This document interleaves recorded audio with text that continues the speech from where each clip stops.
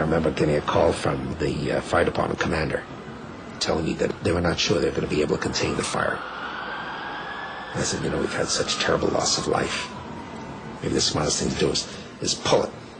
And they made that decision to pull, and then we watched the building collapse.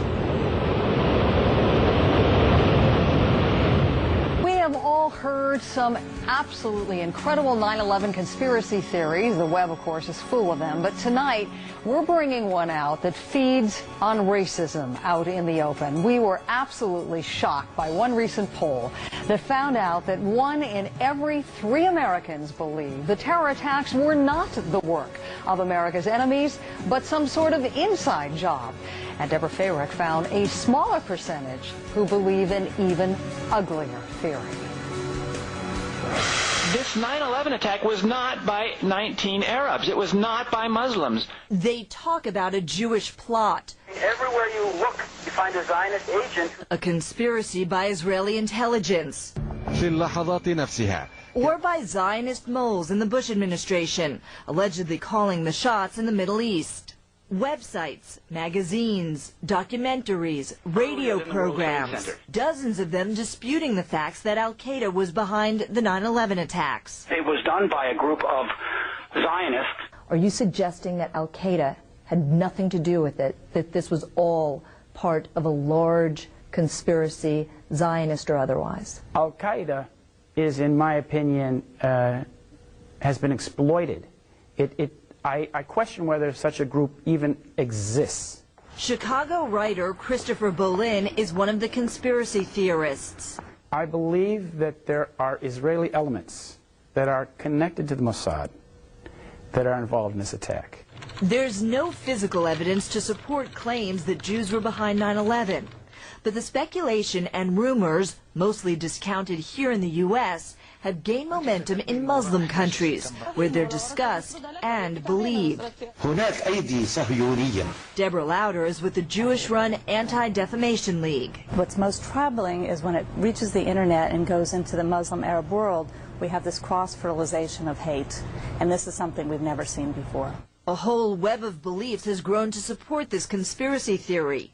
Listen to these Americans interviewed on Iranian television. This is a big plot to take control of us, to start war. One of the beliefs is that some 4,000 Israelis or Jews in the New York City area were warned by instant messages not to go to work on 9/11.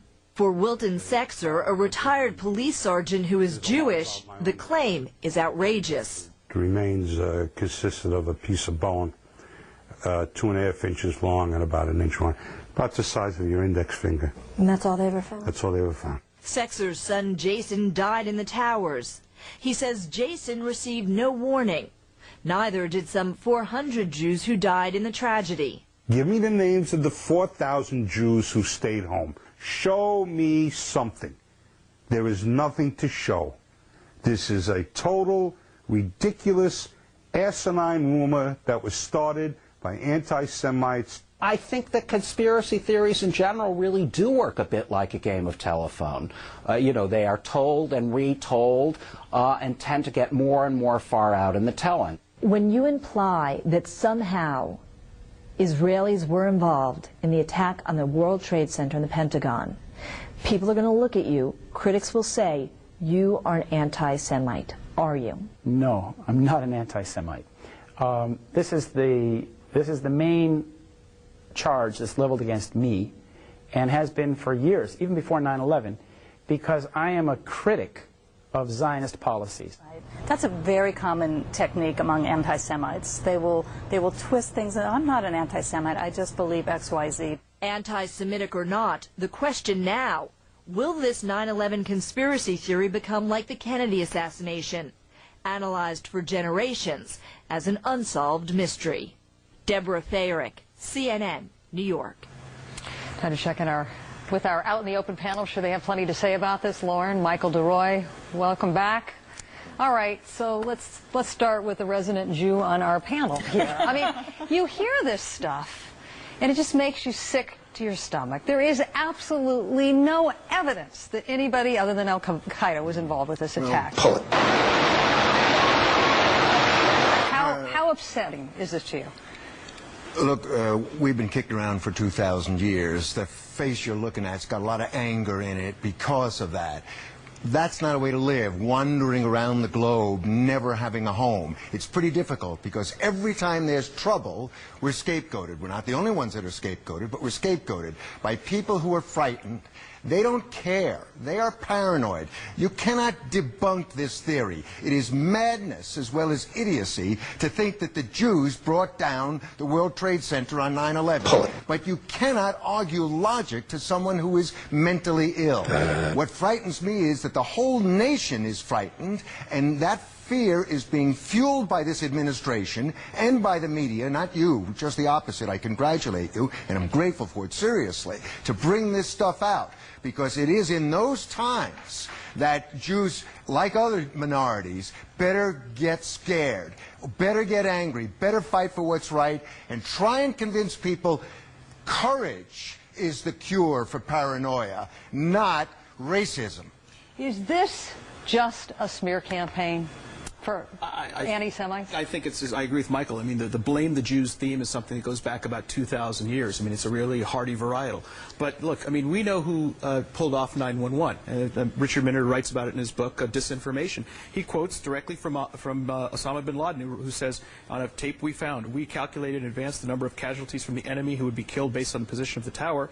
We had notification since the previous Thursday that the event would take place that day, unquote, says Osama bin Laden himself. So bin Laden himself. But what it is, Michael's right in the sense that we have a government that has led us into a war, and most Americans, even the smartest of us, sit around and go, now why again are we here in the war? And when there are blanks, we often fill in the blanks, and those blanks are filled in by misinformation, urban legends. We create stories, and people believe You're things. talking about a very unpopular war. We're talking about 9/11. No, but what I'm talking about is the war is based upon what our government told us, this fear that we have from 9/11. This will get worse as the unrest in the Middle East gets worse. This problem will not go away. And the reason it won't go away is because we don't have an administration, as we once did, that said and counseled us, we have nothing to fear but fear itself. Exactly. We have just the opposite. We have an administration that fuels fear, that puts up the sign every day, that tells us, be frightened, stay scared,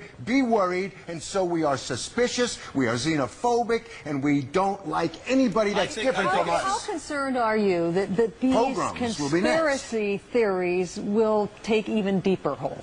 Look, I think it's entirely possible the kind of people who are spreading this sort of stuff will continue to blame the Jews for anything that can go wrong. I think it's very important as this war on terror continues to point out exactly who the bad guys are, which are Islamo-fascists who want you, and me dead, and want people dead around the country, and they're engaged in tremendous violence, killing thousands of people all around the world, starting with, well, even before 9/11, the 93 attack, the attack on the USS Cole. This is a really serious enemy. We need to identify Yes, it is, and there are reasons educate why people as to how people evil are they are. open to believe theories. That's my point. There are reasons why people are open to believe theories, and these reasons will not change unless our government more actively works to inform us of what the real truth is, so people are not here playing guessing games. Lauren Lake, Michael Gross, DeRoy Murdoch. Fascinating discussion. Thank you. Thank you. I can. Your anger was palpable during that piece as well. Well understood.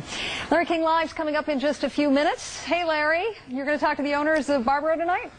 Yeah, wow, who wouldn't be angry with that last? No, I know. But, you know, it's astonishing. Wasn't it the statistic that 1 in 3 Americans believe, not that particular conspiracy, but theory, but one of many?